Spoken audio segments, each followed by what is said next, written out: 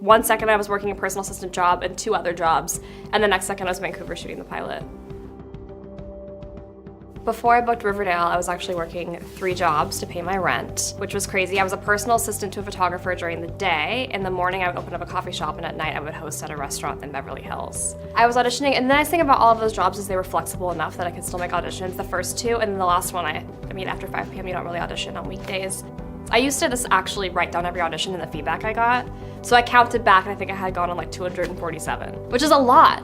My reps were not like knowing exactly what to send me out for. So I was going out for like sometimes 30-year-olds, like when I was 18. So I think it was more like I was trying to find my niche, but the auditions weren't right and things weren't working. And of course there were nights that I like was at home crying thinking I'd never make it. I'd get up the next day and go to the audition and do my best and try my hardest. My family totally supported me and believed in me. And I think that's a huge reason why I was able to do it for so long, because otherwise I would have been probably more devastated.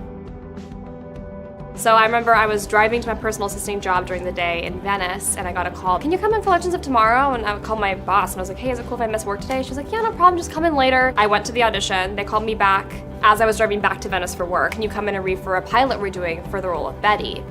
And then they pinned me for about 4 months for Cheryl. So I kept working through that whole period of time.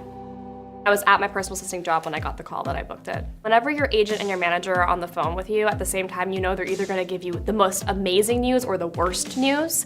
So I picked up knowing that I probably didn't get the role. I was like, "Oh yeah, okay, hey guys, what's up?" And they were like, "You got it!" That freaking out. I was crying, she was crying, we were jumping up and down, we were screaming. My boss, she was like, "So you quit?" I was like, "Yep."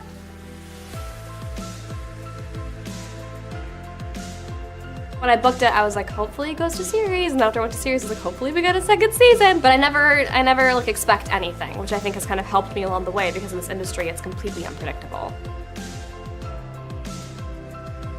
Working those 3 jobs totally prepared me for what I'm doing right now. We work between 14 to 20 hours a day, 5 or 6 days a week.